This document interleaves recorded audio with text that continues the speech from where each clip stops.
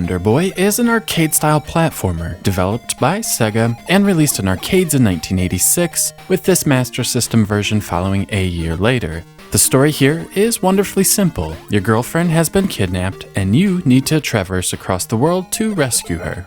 Admittedly, this sounds a bit familiar to the plot of Super Mario Bros. Actually, Wonder Boy as a whole feels as though Sega simply wanted their own Super Mario, and the game follows the Mario template to a T. Instead of worlds, there are areas. Each area is broken into 4 rounds, just like Super Mario. At the end of the 4th round is a boss battle.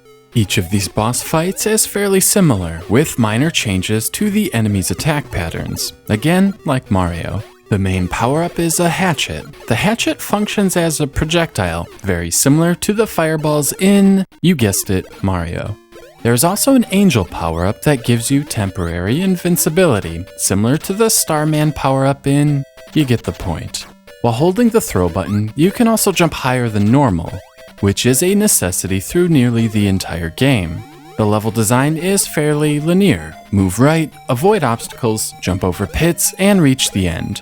Occasionally, the screen will scroll up or down, but there are no branching paths. It's simply cosmetic. Wonder Boy is also fairly difficult. The levels are mostly designed to be raced through at top speed.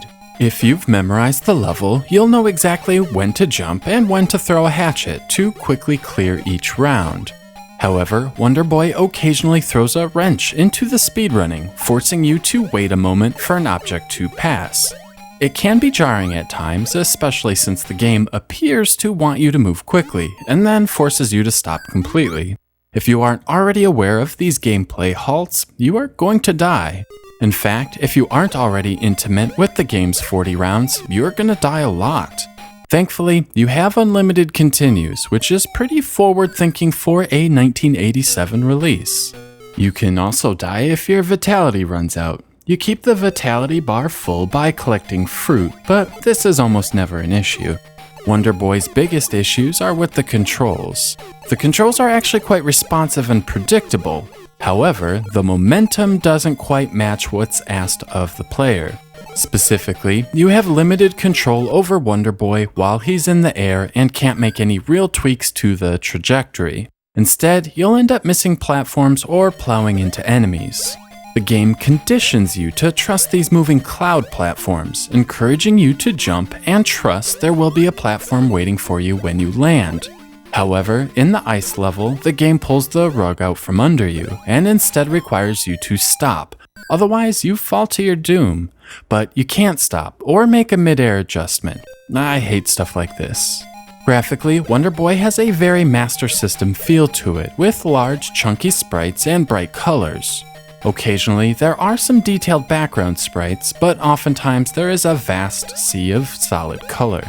On the positive side, Wonder Boy does have a smooth frame rate and everything is animated decently.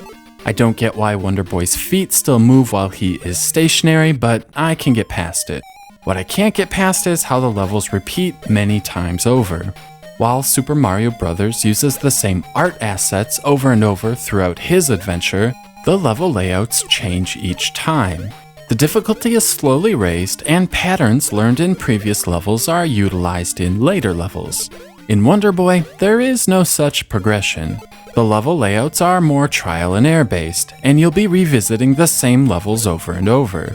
What does change are enemy placements. As the game progresses, new foes like frogs and bees are also introduced to increase the difficulty. Perhaps the most annoying aspect of Wonder Boy is the soundtrack. 90% of the levels have the same repeating jingle. It's not that there's anything wrong with the music, but hearing the same 30 seconds of music for hours on end is absolutely maddening.